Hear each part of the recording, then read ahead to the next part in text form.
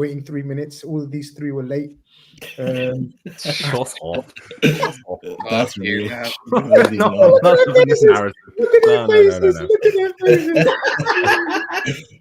Their faces are like, huh? How do you Confused. You're very, very, very, very welcome to the Red Room. The room where it's all red. The room where we talk about our beloved Liverpool Football Club. The room where we're going to celebrate together because it's the end of another international break. I'm going to get straight into it. Lou, I don't know about you, right? But like all international breaks are long and boring, and the football discourse goes to pot, right? But this one was extremely, extremely bad. Is it because we were coming off three defeats? Do you reckon that's what it was?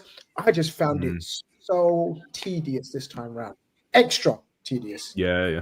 Man, it's been a slog, to be honest. And you're right. I think you're spot on. When you feel like you've got something to prove, you know, like when you lose a game, you immediately want to get back into the next one. It's like, you know, you want to end on a high, and it is that sort of case of, okay, losing to Chelsea, you're 1 point behind Arsenal. We don't want to be waiting for 2 weeks just to get back into action. You want to just get on with the next one. But I think it was needed. This international break, I think it came at the right time where we looked at a form, we looked devoid of confidence.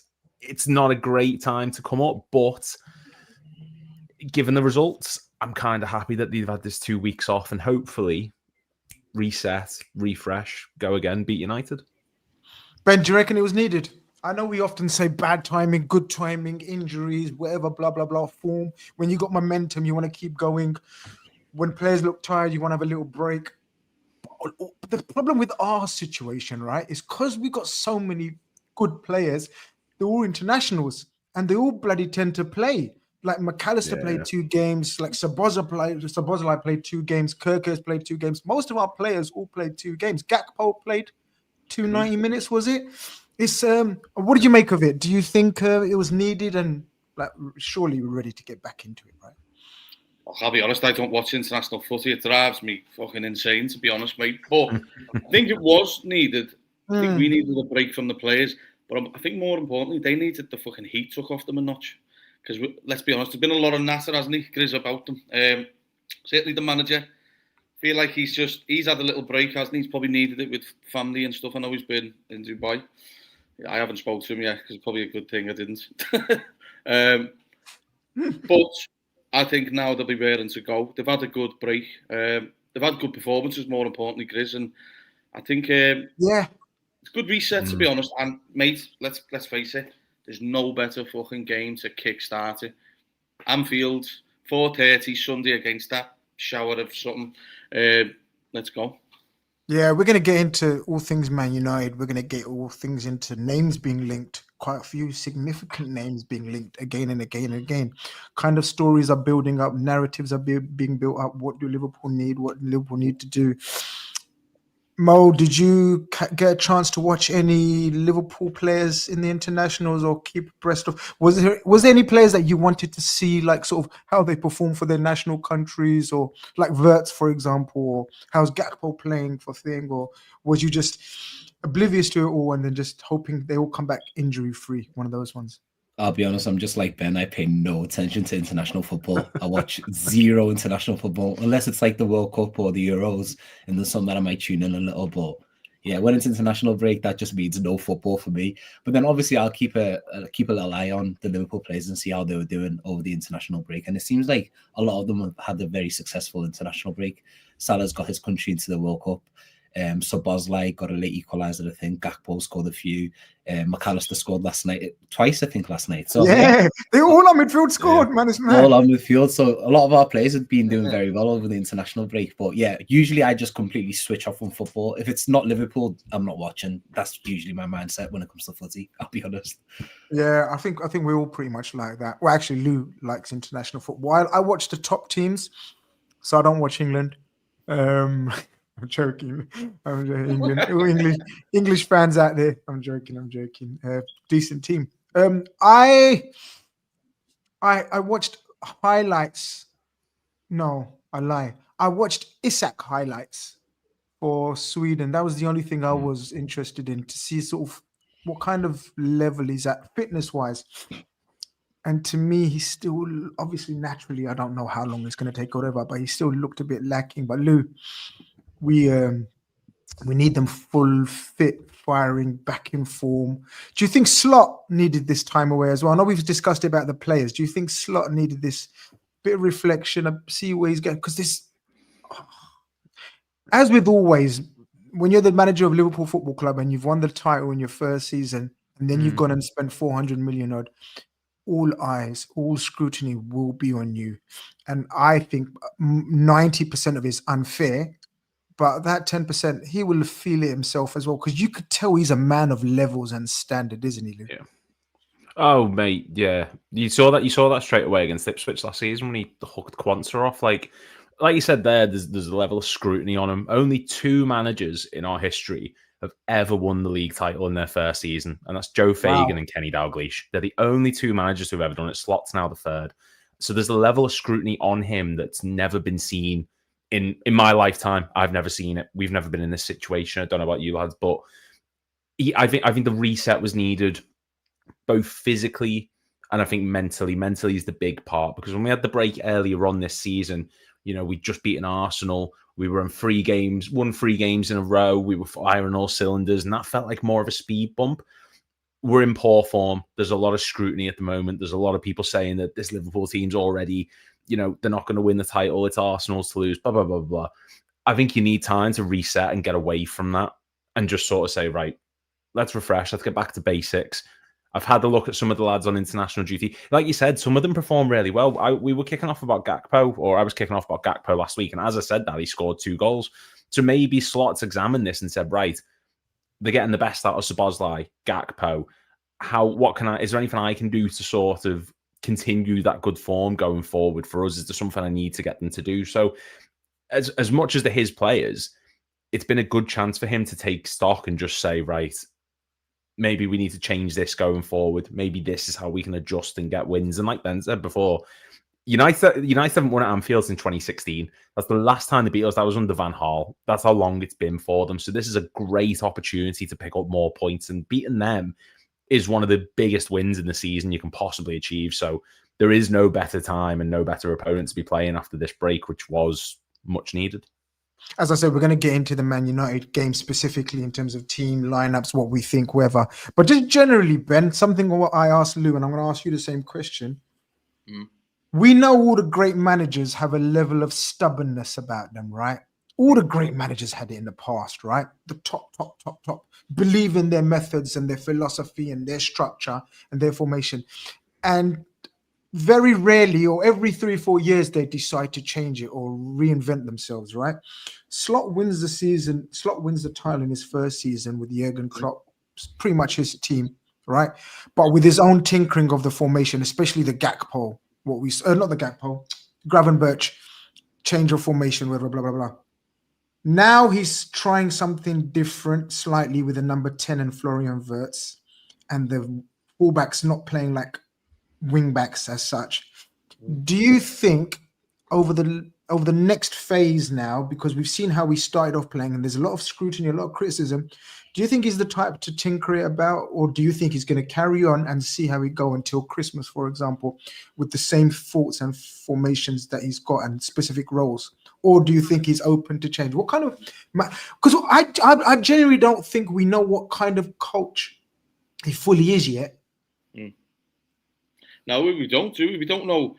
We also don't know what a slot. How he reacts. We don't know how he reacts. Yeah. Well, as I say, maybe, to be honest, mate, maybe this was part of the plan. Maybe he knew he had to come down a notch to go back up. Do you know what I mean? He knew there was obviously going to be changes in the team. He probably knew there was going to be a few as well, Grizz. And let's be honest, he knows which players with regard to the contracts and stuff, Grizz. He knew which one was going to stay and who was going to go.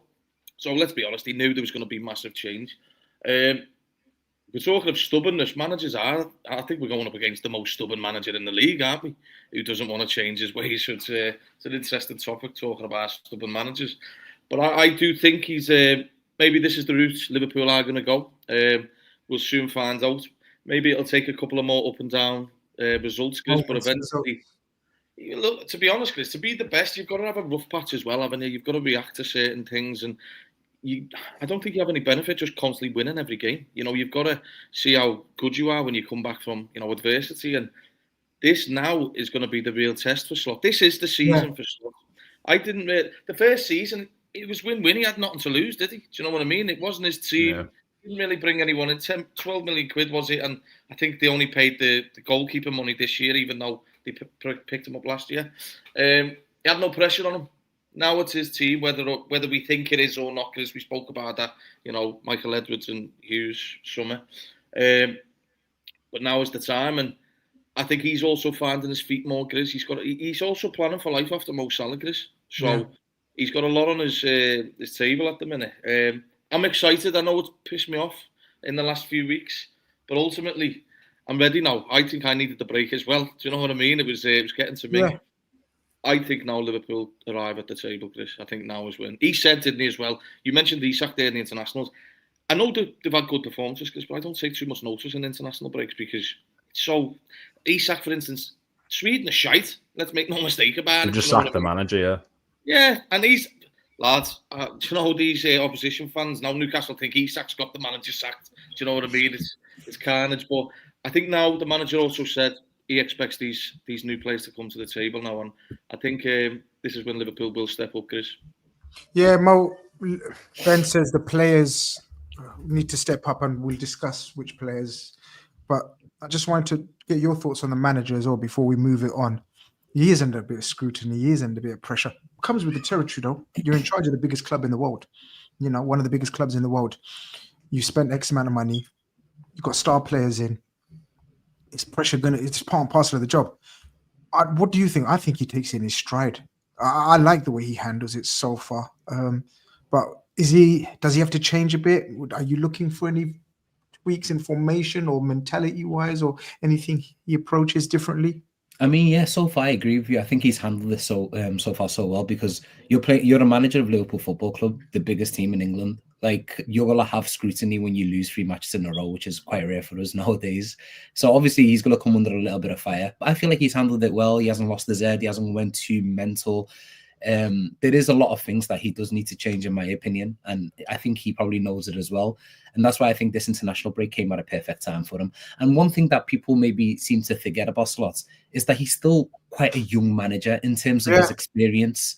He's still an inexperienced manager some way, because this is his first proper big job. Beforehand, he was always in Holland. I think it was Feyenoord, AZ, and I can't remember the third team, but there was a third team there as well in Holland. So this is his first proper big managerial test, and he's passed it with flying colours in his first season.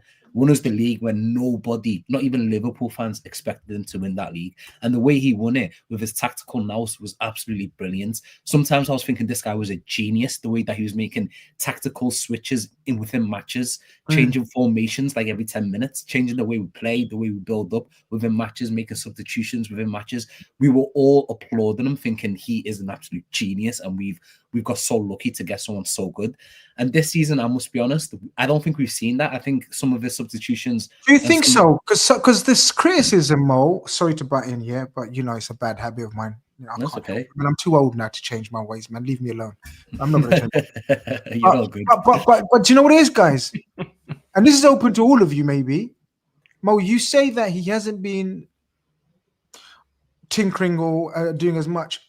Some people are saying... Like Ben said it a couple of weeks ago, he's doing too much. No, that's what I mean. I'm saying that he's... sorry. I'm saying last season when he did it, it was very effective. Oh, it was working. This season when he's been doing it, it's been... Sorry. Yeah, it's been like, I've been very confused when he does it. Like, taking off, like Ben mentioned it yesterday, like bringing on Endo against Chelsea, like I'm confused. Like, I don't know why he did that. Like, whenever someone gets a yellow card, he seems like he panics and he wants to take them off straight away. I will never forget when he played Frimpong right wing against Galatasaray and Szoboszlai right back. I was just like, what is going on? Like, there's been so many questionable things. And like last season, I think all of us across the board, all Liverpool fans, were so assured of him and all of his tactics and everything that he did. Like, we were so confident in everything that he did. So like this season, I'm just hoping like he can go back to the ways he was last year with like more of like a defensive mindset when it comes to setting up matches, like controlling the game. And that's one thing I'm definitely looking forward to against United. I just want us to control the game, honestly. I guess we're going to have to we'll get into sort of the players linked and names and certain, because some good players being linked with Liverpool. We'll get into them and what we think of them as players and the truth, or do we think there's much in it? But we've got to address the game in hand, and it's Man United, Lou. I know all of you, to a man, are saying, yeah, load of shite and this and that and everything else. But they've got results last 2 games against us. Yeah. They've come and by hook or by crook. And in the first one, they were bloody lucky. But in the second one, from what I remember last season, it was fully deserved. Sorry, the other way round, I think it was. Yeah. We beat them in the first game. They drew in the second game against us. No. They've got 2 draws the last 2 Anfield visits. Oh, Anfield. Sorry. Yeah. Yeah. And both times we've been very strong favourites, very clear favourites. These kind of games, and I'm a little bit older than you lot. I've been watching Liverpool for over 40 years now, right? And these kind of games, honest to God, form goes out the window. It's literally Liverpool versus Man United. Neither of us have always been good at the same time that I can remember. It's always been one's been at the top and the other one's been a bit crappy. Last decade or so, it's been us that have been very good and they've been on the crappy slide. They fucking managed to raise their games just like we used to. You guys will all remember Danny Murphy's consecutive seasons free kicks. You guys will remember the Fabio Aurelio free kick, the Torres goals. You remember we turning up for those games, and at Anfield as well, the Ngog goal. Do you remember David Ngog? We used to raise our game against them. These fuckers raised their game against us. We must address this properly, right, this time round.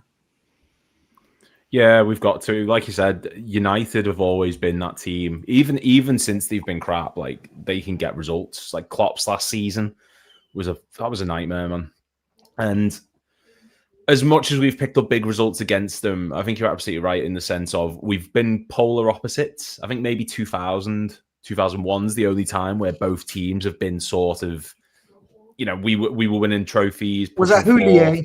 Was that Houllier? Houllier, yeah. That was the first season. We actually beat them twice in the same season in the Premier League. So, since then it's been all over the place. And I think it's a statement win if you beat United, regardless of the circumstance, regardless of the situation.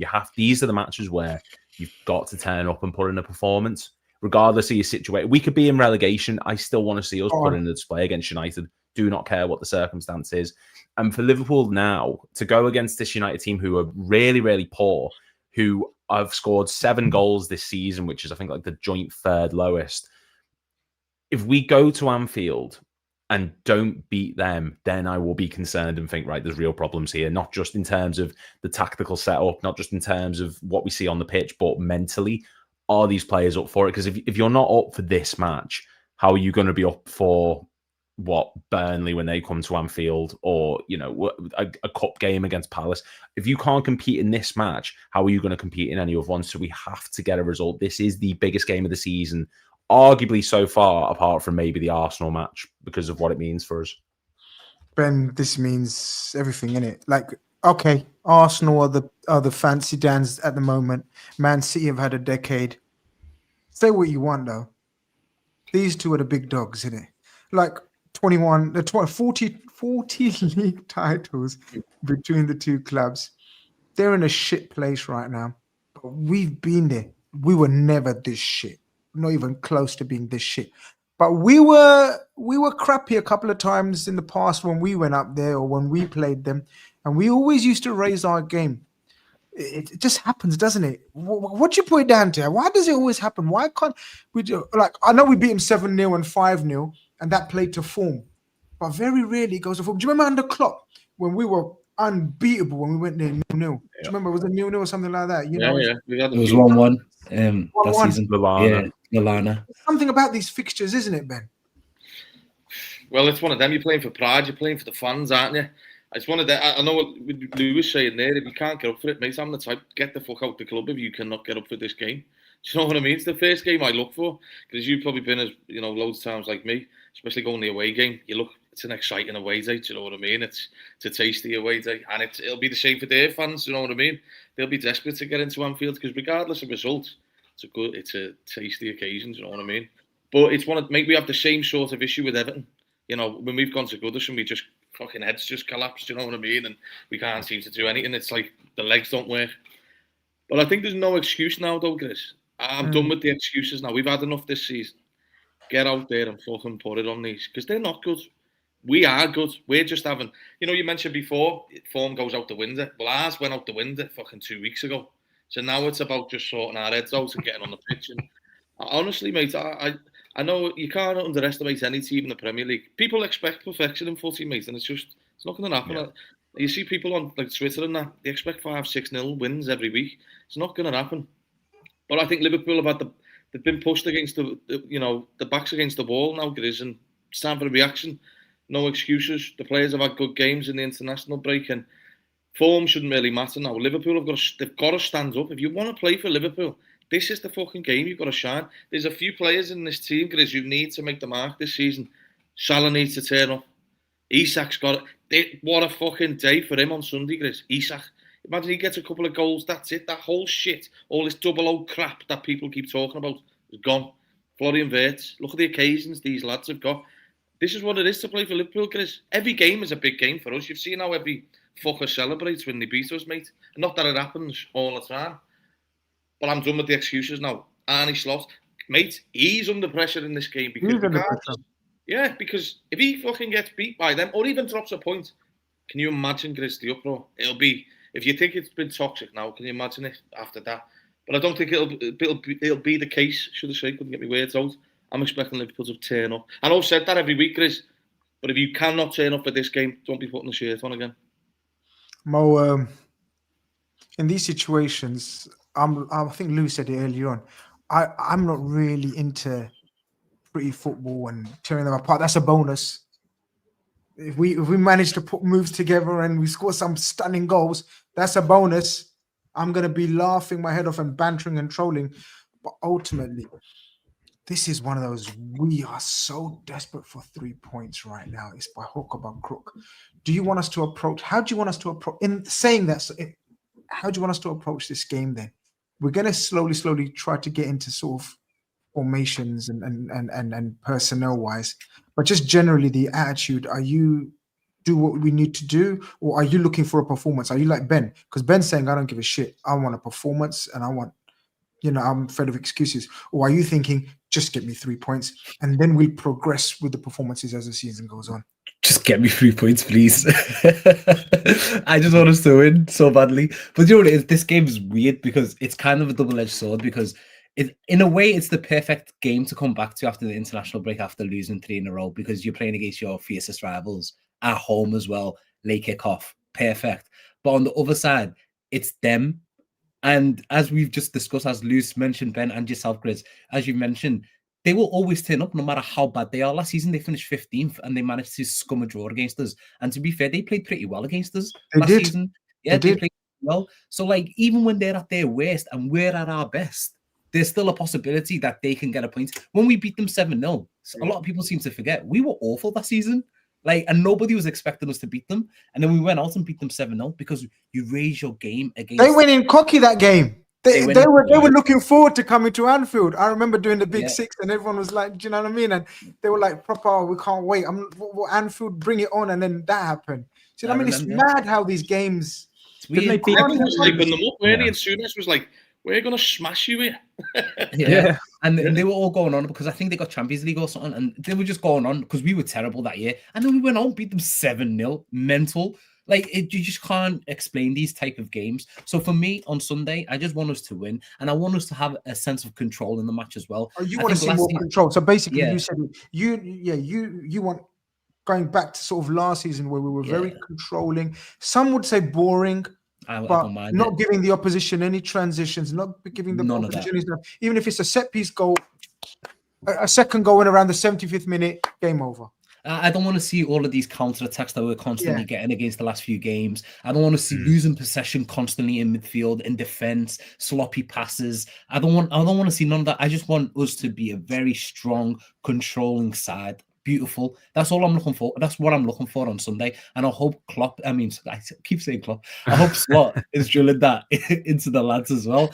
But yeah, like with me saying that, I think I mentioned it on Ben's channel yesterday as well. The one player for me that has to be in the team sheet is Curtis Jones. Like Curtis for me has to start on Sunday.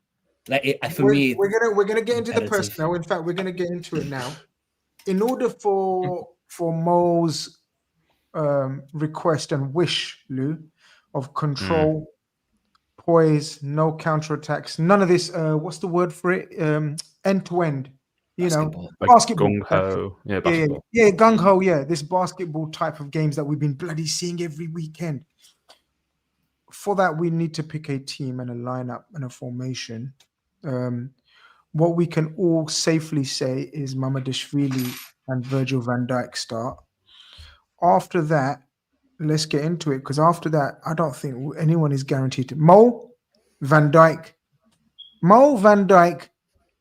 and Mamadashvili and Gravenberch. They're the only ones that I'd say we don't need to mention because we all agree they will start. Who are you playing at right back, do you think? Who do you think Slot is? What do we do? What are we doing at right back? Again, international break. Conor Bradley, people have been lavishing praise on him. I was listening to a few call-in shows, radio shows, and the Irish fans were saying he was out of this world because he's been given the captaincy as well. And apparently he was amazing. I mean, what are we doing at right back? Frimpong did Frimpong play for Netherlands, lads? Yeah, he was good in the he was good in the first match. I don't know much about the second one though. Oh, he played both. I think so. I'm sure he did. Let me just double check. He definitely played the first one. He played right wing. That game that Gakpo scored too. Was it? Okay. When Lou finds out if he played both, because that could be significant. He played both games. I think they all played 2 games. Yeah. No, not all of them. No, he played the first game against Malta, the 4-0, and then he was on the bench for the second one against Finland. So he got a rest, okay? And Conor Bradley got a rest. Because guess what? He got a yellow card. He got a yellow card in the first game. He was suspended. I don't think Joe Gomez is in the picture to play right back. The other option is Szoboszlai, as we always say every week. Okay? What are you doing at right back? Or what do you think Slot will do at right back then? I think it would be Bradley, to be honest. I wouldn't be surprised if he picked Frimpong because he's been rested and he's an attacking threat, and the way that United operate with that 2 in midfield, he might want Frimpong to invert and sort of have us overload the midfield. But I'd be picking Bradley. I think for all that he is a bit of a hothead and he is someone who throws himself around, I want to see that against United. I want someone who's going to get stuck into them and put them on their arse. I want someone who understands what a fixture this is against Manchester United at Anfield. And I think Bradley, for all that he's not been great this season, be it confidence, be it fitness, him just getting the captaincy and putting in that performance in the first match is a good sign that he's getting back to it. And if you need some sort of defensive structure, if you want someone who's going to be a bit more defensively sound, I would rather Bradley, who doesn't overcommit going forward, than Frimpong, who, he's got the recovery pace. But the reason he's having to showcase his recovery pace is because we're being counter-attacked on and he's having to sprint back. I don't care for that. I want Bradley to give us that defensive structure, who we know is capable and is going to be up for this match. I think physically, mentally, he's the perfect one for me to start this one. Ben, you've got a proper bee in the bonnet, I know, with Bradley this season so far. But what's our choices? Well, I've gone through our choices. I know you haven't enjoyed him at all this season, but do you think he starts this one? I think he probably does start, but I wouldn't start him. I think they brought in a right back to play the games. I know Bradley's he's a good player. He's too hot and cold for me, Grizz, and I don't think the injuries help him. Anyone that wears the red shirt will always be behind him, but I prefer Frimpong, me. I think Liverpool have got to get Man. I think Liverpool have got to get at Man United, and there's no way that Bradley's better than him going forward, in my opinion. I I would. I think Mo Salah needs someone going properly round the outsides, and I just don't think Man United are very good, Grizz. When they're going back, you can rip them apart, and I think you've got to remember a lot of this game. I expect Liverpool to have a lot of the ball, Grizz. So I think you need pace as well in this team, and he's the one that brings the pace, isn't he? So I understand it. Look, either or. I don't really want to see Szoboszlai going right back in this game. Not at all. Are we all sure on that one? We don't want Szoboszlai Yeah, right back. 100%. 100%. Okay. For me, I prefer Frimpong. That's the truth. Okay. Mo, 1-1. Honestly, with the jury's out, both of them. I don't know. Yeah, like I don't mind either. Like, because with Frimpong, there's not much for me to go off to say. Oh, he's going to be our starting right back. From what I've seen of him, a couple of games he's looked all right. A couple of games he's looked awful. And then with Bradley, as Ben said, like he's very inconsistent for me. Like he'll come back and it takes him a while to pick up back, get that form again. And then he always seems to get injured, and then he's out, and then it's a constant circle with him, constant cycle. For this game, I'll probably just lean towards Bradley because I think he's played the last few for us. He started the last few. And I think maybe he's better on the ball than Frimpong from what I've seen. So, yeah, I guess. I've not enjoyed the criticism of Bradley. I'm not going to lie, guys. I think he's a gem. I just think he's been so unlucky with injuries. I really, really like Conor Bradley. I hope he proves me right in the long run. He's had a brilliant season, and then now he's had an indifferent season. So the jury's out. I absolutely understand and accept that. I love the kid. I think he's a winner. To be made captain of your national team at 23 years, I think, or something like that. I don't think he's older than that, probably. 22, I think he is. 22, 23, yeah. I didn't even know he was captain. I think he's... guys, I don't know about 22, guys. I don't know about you, but I think he's filled out a bit as well. I think he's quite a unit now. And as a result of that, he's picking up strains and injuries, whatever. But I believe in Conor Bradley. I know many haven't given up on him and said he's not the long-term Liverpool right back. I think he is, and I think Slot likes him as well. Yes, there is absolutely areas that he needs to improve. 100%. Come on, he's young, he's still learning. But I like him. Super chat. I just want to get through. Carlos says, I think Slot's formation, thank you for the super chat, my friend. He goes, I think Slot's formation struggle against three at the back systems, and I could see United using Spearman and overloading either side like last season. What we do know, Lou, is he loves learning from mistakes that he made last season or whatever, and he will have analysed and watched that United game over and over and again. And I don't even know if I argued with you lot, but I think I argued with quite a few groups of mine that I thought Man United were the better team in terms of overall game plan and what they wanted to do. I know we had moments and chances, but I thought they deserved their draw. And people were like, how can you say that? We had so much possession, but I thought they wanted us to have possession. Lou, with right backs right backs up in the air, but I think the majority think Bradley. Left back, is there a case to bring back the experience of Robertson? Or no, I don't know. What do you think? I don't know. Like I don't want to be that person who's saying Kerkez needs to be taken out, because I think against this United team, my only worry with it, sorry, going on a tangent, I think if Kerkez does start this match, because United are so two in midfield, the wing backs, my worry is he's going to start Kerkez and start putting him in the middle, getting him to invert, getting him to be like a midfielder again. I don't want that. But my worry is that's how Slot's going to see it, because he's going to think, right, we can just stick him in the middle there and there'll be too many for them to handle. If he starts, I want to see him bombing up that left-hand side. The only counter argument I can think of for Robertson starting this one is his experience, his leadership, but his delivery as well. Because I think against this United team, we've got three at the back. You've got Maguire there. For all that he's a 18-wheeler, he's still good in the air. They're going to sit deep, I think, at points. You want someone who can put a ball into Isak's head, Ekitike's head perfectly. And I think that could be Robertson. But I think Kerkez will probably get the nod. I think he'll probably get the start. If we're leading, Robertson comes on a bit later on just to grind it out. But honestly, it's up in the air for me at the minute, because it's not that Kerkez has been poor. He's had good games. It's like a flip of a coin for me, in all honesty, this one. Interesting. I thought it would be more clear cut for you then. In that case, Ben, is the left side more clear cut, or have you same thinking on the left side as well with you in terms of you don't know which one, and neither have been great. Fullback has been a bit of an issue this season so far. No, I think it's Keke's position now, isn't it? I think we can all pretty much say that. I don't think I'd like to see Mbeumo going up against Robbo either, to be honest. No. I think the slander on Keke is a bit too much myself. I don't really get it. Yeah, I don't think he's been as bad as people are making out. Seen on Skype, a mate of mine, Pete Bolster, was on Skype before talking about the game, and the Bird, who's an ex-pro, was saying he's been shite basically. I'm like, what are you watching? He hasn't. He was class against Arsenal. Yeah, he's had bad moments. He's brilliant in the derby and shit. You know what I mean? When he's clearing fucking headers and everything.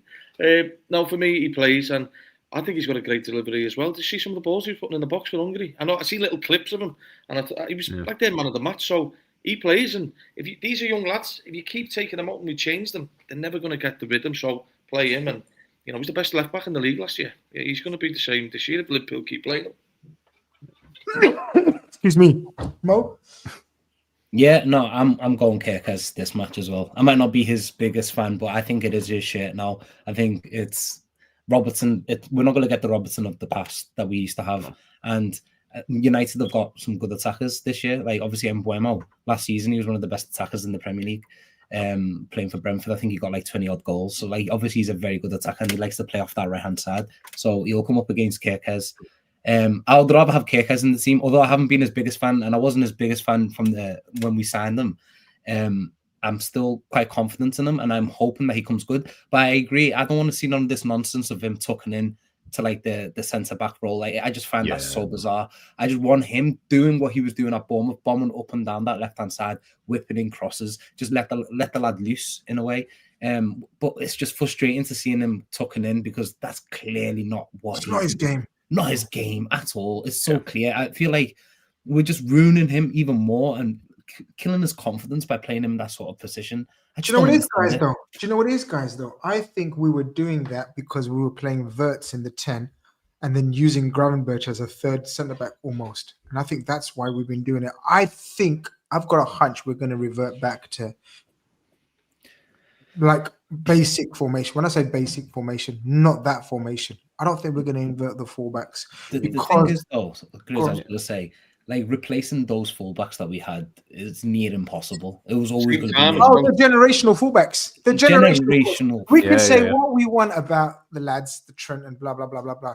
Trent and Robertson are, in my opinion, the best fullback pairing any Premier League teams had. I mean, I don't know.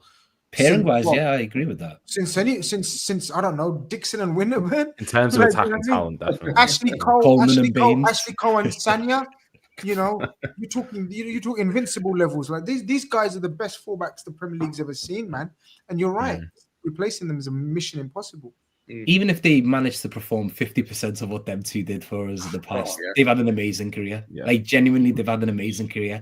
And replacing them both in the same summer, and both of them are going to be extremely young. Like, Keke's only 21, and Bradley, as we said before, is 22. I don't think Frimpong's that old as well. He's probably like 23. Young lads going into a Premier League winning side, expected to just hit the ground running from day one. Poof, that's going to be tough. So, yeah. Kirkes, Bradley, the big man. Who's the big man next to the big man? Ibu came back from France duties with precautionary fitness scare. I expect him to be available and fit. If so, Gomez has been at the ground training throughout the international period. You throwing him in there, or you got to stick with it, man? You just got to. Yeah, I think look, Gomez has been training. Kanate's obviously come back from France with that knock, but the one game we've had of Gomez this season was against Southampton, and he was awful. He looked really, really poor that game. And that one game doesn't make your season. Like, that's far from it. But United are fourth in the league this season for long balls and balls over the top. You need someone in the air who's going to dominate. And for all that Konate has been really, really poor on the ground at points, in the air, he's been one of the best defenders. Like he wins most balls in the air, like 90% of them, unless it's against Newcastle. So I think just for this match, it needs to be Ibu, and it's not the environment. It's not the match to throw Gomez in. I think if you're going to work him back to maybe starting alongside Van Dijk in the league, you don't do it against the United coming to Anfield. That's just, you're asking for it there, because one or two misplaced passes and suddenly everyone's on your case again. Konate's been like that all season, but at least what he's good at, i.e. in the air, will benefit us in this match against United, who, like I said, fourth for highest long balls. They've had more shots than any other team in the league as well. So you need someone who's quick in recovery pace, someone who's good in the air. It doesn't make sense to drop Ibu, even if he is in bad form at the minute. Again, Ben, I know you're not the biggest fan of Gomez either. And Ibu's been absolutely doing all our heads in. But again, it's the area of the pitch where we literally haven't got any choice, man. This is the one area of the pitch where I'm sweating, lads. I'm not going to lie. Yeah. I'm sweating in this area of the pitch. But we'll talk about that later. But for this game, Ibu has some brilliant games against United, you know. Like in the recent times, he's been absolutely monstrous, like bullying them. It's got to be Ibu again, right? Yeah. Well, just for the record, I am a fan of Gomez, but I mean, years ago. Do you know what I mean? We know Joe's issue. This is not the game to be pissing around with it again. Do you know what I mean? But he's got experience of playing against them, man. I get it. No. I agree with you, but he's got to have some. The reason why I'm suggesting Gomez, the reason why I'm asking the question is at some point, lads, we got to get him in rhythm. Yeah, not against United though. Like, okay. Not against United. Bring him on when we're 5-0 up and there's fucking 2 minutes of extra time left. That's when you can bring him in. Get him rhythm then, you know what I mean? And let him have a shot. There's his rhythm, Grizz, but not when it's 0-0 and about to kick off. You know what I mean? So, yeah, Joe can just sit and watch for a bit. You're so bad. You started. Wait, did you notice? He said, he started off. Look, I'm a fan of Joe Gomez. Right? 5 years ago. By the end of the statement, he was like, bring him on in injury time. 5-0 up. Yeah, I don't need to ask you, Mo. If he's fit, it's Ibu. Is he one of the guys that we're really looking to buckle up his ideas and 1,000,000%. Serious now? Yeah. Oh, 1,000,000%. He's one of the main ones, if anything. Like, he needs to, because I agree with you, Grizz. I am so worried about our centre back cover. Like, if Konate goes down injured, which could possibly happen, then it's Gomez, and we know what he's like. And then we're not too far away from Robertson, Endo, Gravenberch being our centre backs. That's such a scary world to be in. So we just really need Konate to step up his game, give us performances like last season. When he came on against Ipswich onwards, he looked like a man possessed. Yeah, like he looked absolutely amazing, and that's the problem with Konate. When he's good, he looks like one of the best in the world. But when he's bad, he is diabolically bad. So there's no. He goes from prime Desai to prime Titus Bramble, innit? Like within 5 weeks. Facts. It's so strange, honestly. And and Gomez is pretty much the same as well. Pretty much the same. Yeah, when Gomez is good, he's really good. But Mini Virg. We think he's Mini Virgil. Yeah, when he's good, he's sensational. But when he's bad, it's a scary sight. And it's the same with Konate, and it's just so frustrating. So hopefully he can book his ideas and give us some good performances. Just be a monster on that pitch on Sunday. Win all your aerial battles against that Sesko because he's massive. And just win all your tackles and stuff. Yeah. And be good on the ball, most importantly. Just find the pass. Not even be good on the ball. Not even just be find good. The pass. Just don't be calamitous on the ball. Don't be calamitous, Fizz. Yeah. Such a low bar. Lou, it's the question that we ask each other every week, and every Liverpool fan wants to know. What's the setup going to be in midfield, man? Gravenberch, we all agree, is there. I believe he didn't play the second game. A little bit of an injury scare, but apparently precautionary. And then it's 2 out of 4. Jones, Szoboszlai, McAllister, and are we putting Wirtz in that 4? Yeah. Or are you? Yeah. See, I'm in a conundrum because I want Wirtz to play, because there's going to be so much space for him to work with, and I think he'll really thrive off it. But like Mo said before, I want Jones to get a go in this game. I think this game's tailor-made for Curtis Jones. Not in terms of, he's not been magnificent this season, but he understands the occasion and he's always up for a game against United, Curtis Jones. So I want to see him get some. Then you've got Szoboszlai.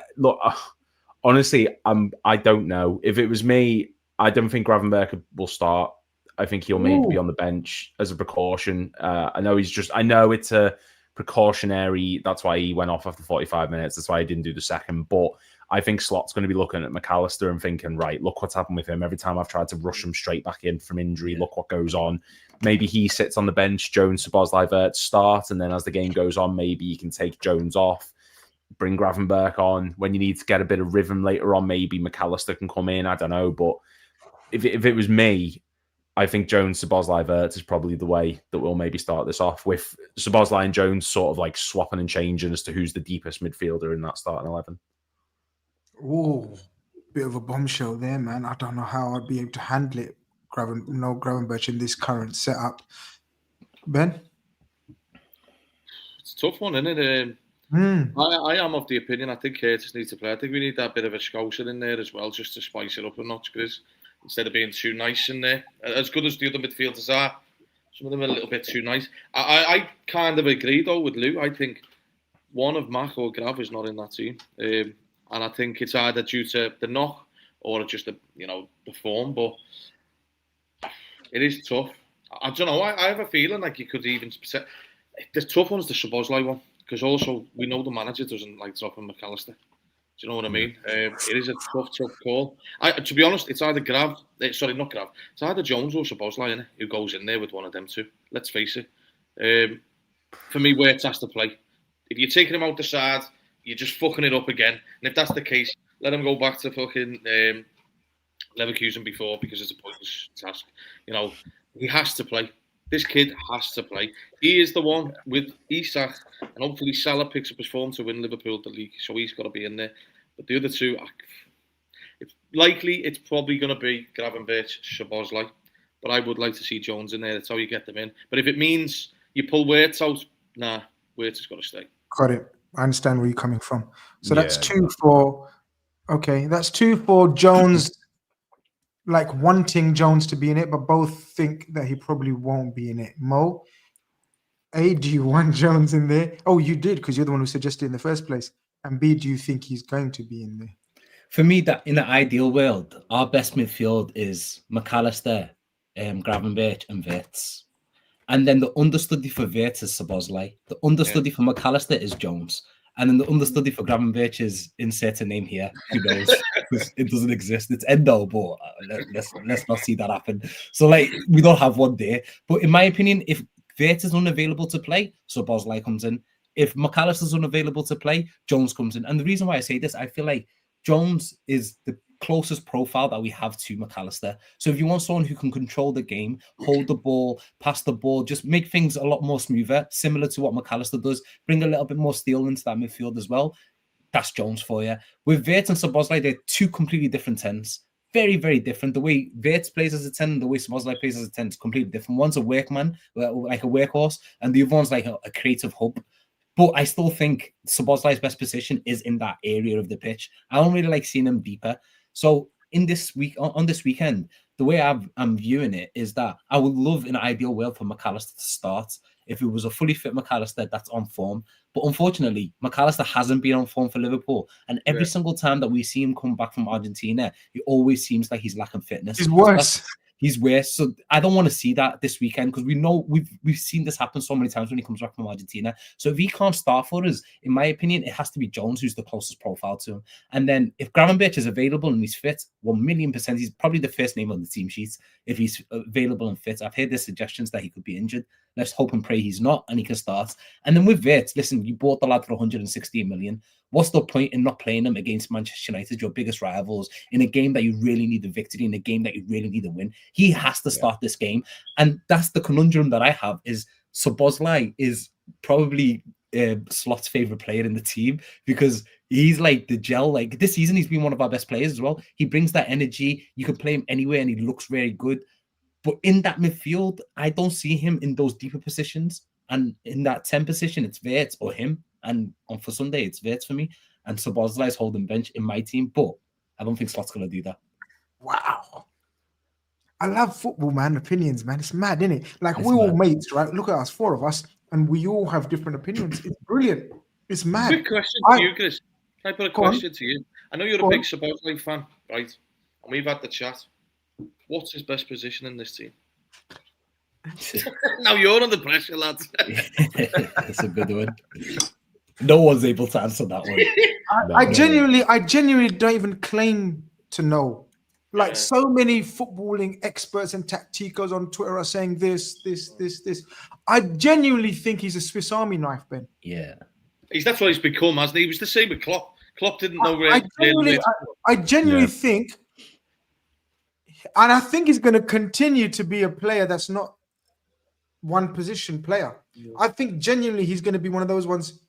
Where do you want me, boss? Yeah. Like Stevie was that. If you think about it, to this very day, we still have arguments, debates, chats between us about what was Gerrard's best position. Some would say the 10 when he played behind Torres. That was amazing. Some say his best numbers were when he was right. Right wing, yeah. So he could play central. He could play box to box. He played in the 13-14 season. He was our playmaker. Do you remember when we nearly won the league? He was the deepest. Yeah. So I think, when I say tongue in cheek, when I said the German, the Hungarian Gerrard, but I mean in terms of Swiss Army knife, I don't think we have to pin him down to a role, because I think he'll flourish in so many. I think he's the first name on my team sheet, and I keep telling you, lot. You keep saying he's an understudy to this, understudy to him, and understudy to that. I think I'm nervous without a Szoboszlai in my team. There's no legs, man, without Szoboszlai. I know you're saying Curtis Jones is fresh and he's tired. Curtis Jones for me still needs to show me more aggression. If it's not now, I don't know how you're going to get out on the ball or off the ball. What do you mean in that sense? And on the ball. Do you know why I think be aggressive on the ball? If you're going to pass it, like McAllister, one of you guys were comparing him to McAllister in terms of controlling the pass, controlling the rhythm. He can. But what McAllister's got, what Szoboszlai's got, is that ping. Curtis Jones still hasn't got that ping. But he goes and gets the ball off the defense. That's the one thing Curtis will do. Curtis 100% can, and he can turn on it as well, like Gravenberch. He's scared to take the slow ball. it down. I feel like the others are a bit timid. I know you compared Curtis to McAllister. I think Curtis is Gravenberch. But lads, can I just say though, I think collectively as Liverpool fans, we need to change our mindsets, because we've got, I would say, 5 or 6 really good midfielders. It's not a case of that's our starting 11 and we have to shoehorn in players. We're in such a privileged position. Like a couple of years ago when it was City and they could choose pick the form players, 15 million players. We're in that position now where we can pick between 15 million players. Do you know what I mean? So each week it depends on what kind of task that's in front of you. United this week, but then you've also got Frankfurt away, and then you've got Brentford away. You need to plan for the whole week, not just for United, but the whole entire week. And for me, in my opinion, McAllister doesn't start on Sunday, but he's he's guaranteed against Frankfurt, and then most likely plays against Brentford. You see what I mean? Like, that's how we need to start looking into this. I wouldn't start Szoboszlai. I'd rest him in midweek. I think we need him for Brentford, 100 million%. And I think we need him for United, 100 million%. Again, Champions League, midweek, Frankfurt. I don't care if they're good, bad, ugly. I want Szoboszlai. That's the game that I want. You don't need to be great either to qualify for the Champions League now with this whole league table thing. That point as well. But guys, we must waste the time finishing first, weren't we? Bollocks to that. Salah, Isak. I'll save you time. What are we doing in the list? Yeah. Come on. Okay, go on. Discuss. Go on. Why you say that? Do you know when I did the thing? Go on, Good. Go on, Lou. Well, do you think of this? Because when I did the thing with David Lynch yesterday, he was saying that he wants Wirtz to start out on the left against United. I was like, what, really? What? If he's going to do that weird left 10 thing, then hell no. But if he's going to play like a proper left wing, still don't want to see it, but it's better than that weird left 10 thing that he was doing. I've noticed you lot have done this last couple of weeks, yeah. and you keep forgetting this Gakpo kid, or a kid or man or whatever, right? I'm telling you, like Szoboszlai is my first pick, right, in my team, and Benz is whoever. And So what was your midfield, Grizz? I'll pick the. We've said ours. What's yours? You're not gonna like. You're not gonna like me. You're not gonna it. like me. Like Ben's gonna hate me. No, I'm picking the Fremont. I'm picking McAllister, Gravenberch, and Szoboszlai. Oh no, Vits. Oh, you put him left wing? No, I'm no Vits. Stop. Whoa. Okay. See, the thing is, right, guys. Right, that's enough of Grizz. Done now. Moving on. The thing is, right, guys. The thing is, I've grown up watching the greatest Liverpool teams ever, right? Some of them. And every time there was a new signing, didn't give a shit if you're Maradona or you're Gary Ablett. You start working your way into this team and squad. Now, I know his price and I know his reputation. And I was on a show when we signed him, and I said, guys, I don't give a shit about his reputation, because everyone was having over this kid, right? And I was like, I'm not one of those fans that gets giddy over reputations and, oh, he does this. Oh, he's the European wonder kid. Oh, I want him to do that for my club when he wears my shirt. I don't give a shit what he's done for his national team, his youth team, Leverkusen. Grizz, do you remember when we signed someone called Bernard Diomede in like 2000? Yeah, Bernard Diomede. He won the World Cup. Yeah, and he won the World Cup, and everyone's like, fuck, he's going to be amazing. And he played for us like 5 times. Yep. This is what I mean. Look, I have no doubt about Wirtz's talent before people start saying, oh, you don't know ball. Oh, you're rating. No. What I'm saying is I've grown up on the era of you work your way and you deserve to be in this Liverpool team by your performances for us and in training. And so far, he doesn't warrant a start in my team. So then let me ask, why does that not apply to Isaac up front? Because if you're going off performances in the team, then it's surely Ekitike's shirt.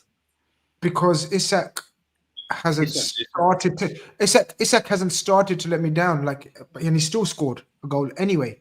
So but he's look at Ekitike so far this season. He's probably been our best attacker. I would not argue with Ekitike starting. 100% I wouldn't argue. 100% I wouldn't argue. You know, we were talking about who's been our best performer this season. In my opinion, it's been Ekitike. Yeah, I agree. In my opinion. Yeah, no, I agree with you. Massively.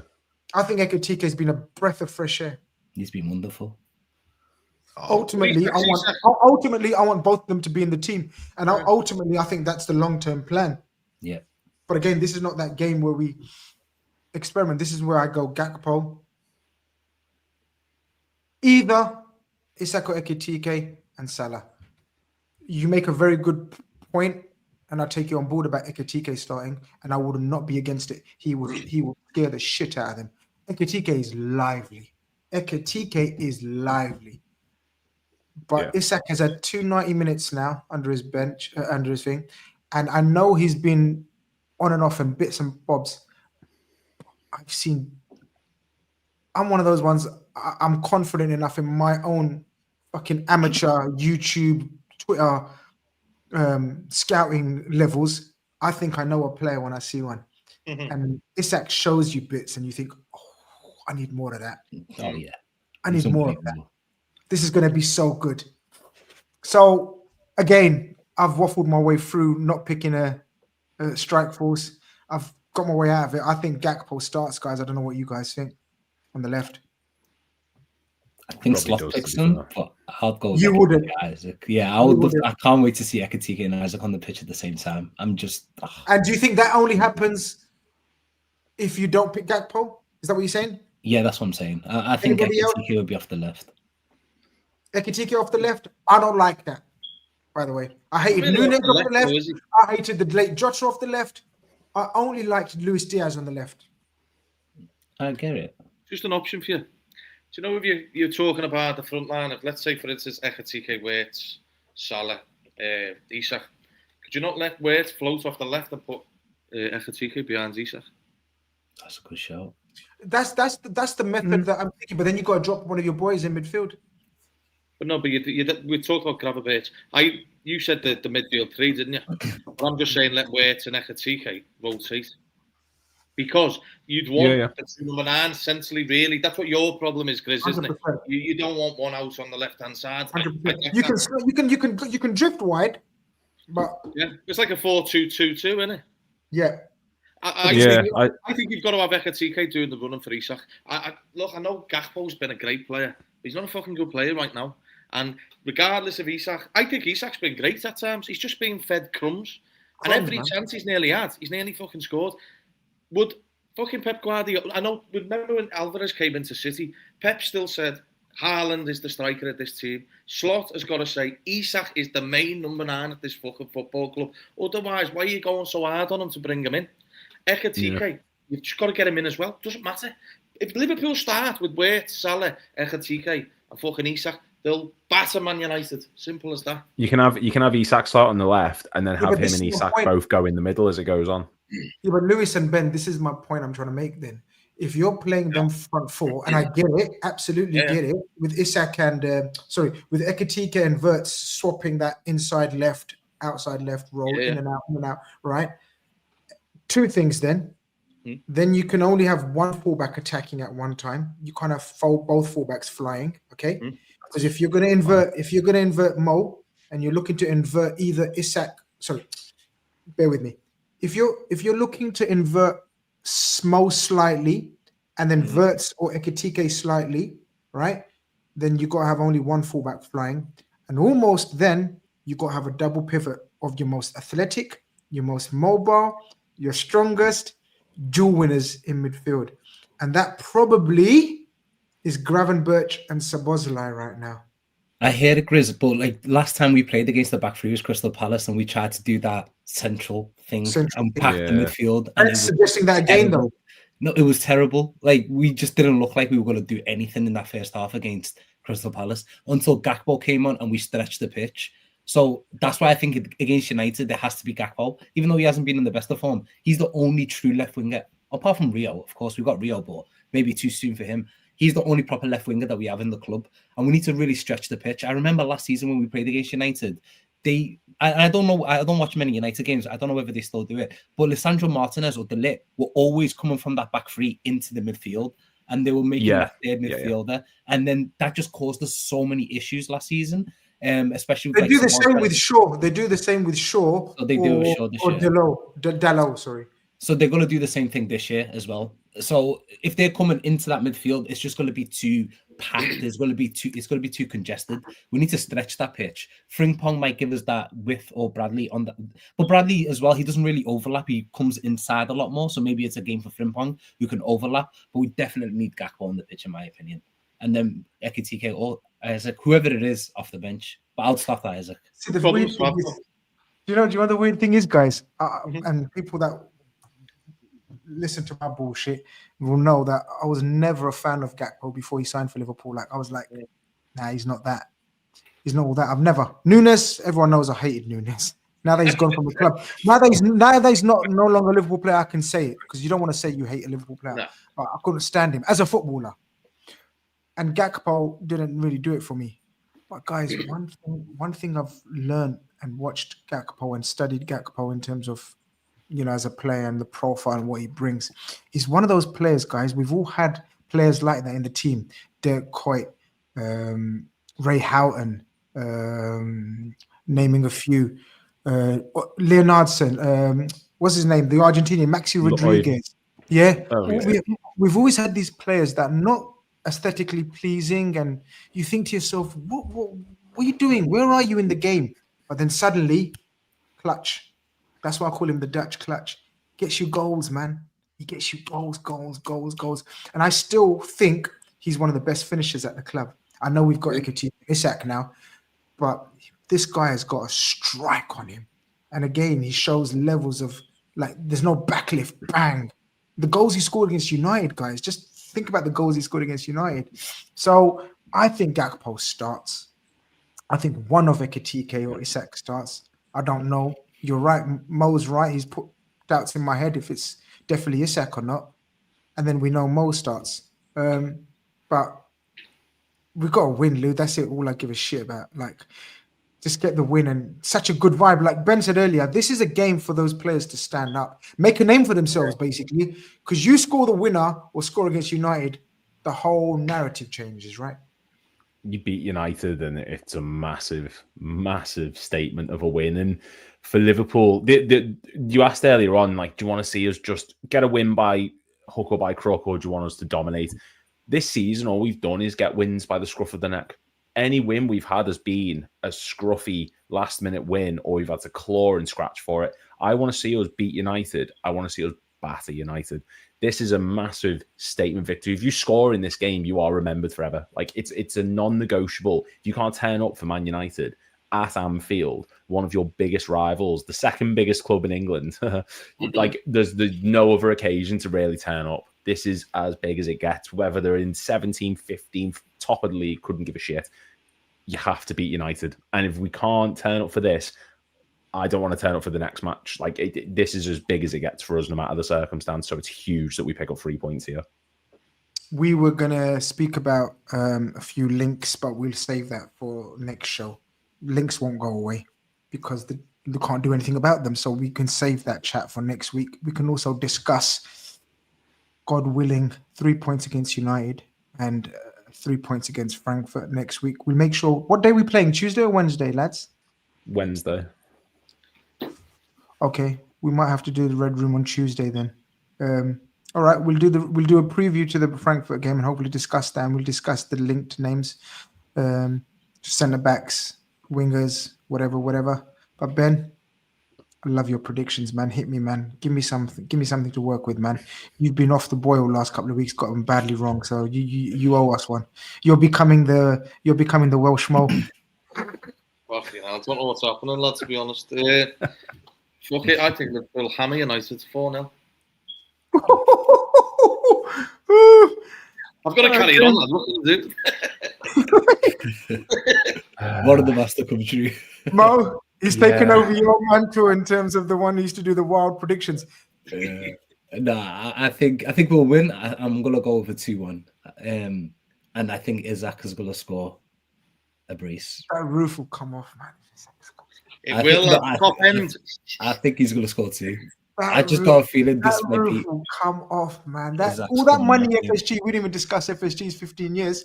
I know it's one of Ben's favorite. We didn't even speak about that. But we didn't even. All that money spent on a new roof, man, and it's gonna go off when it's. Isn't it ironic though? The season we spent loads of money that everyone's been crying out for FSG. It's just like it's been a bit weird. But the last season when we didn't spend a penny, we won the league. It's mental. The irony, honestly. Lou, final word. 3-0. I think this is the one where we proper turn up and make a statement. Said it before. Said it of past few matches. I said we batter Galatasaray, but I'm fully confident. If I wasn't confident going into this, mate, I'd be disappointed in myself. I think 3-0, and I think this is the game where Wirtz breaks his duck. I mean, he's gonna have a field day against the midfield too, and I think this is gonna be the one where he finally gets a goal for us. Guys, you'll be glad to know Uncle Grizz is on the bandwagon. I think we smashed them.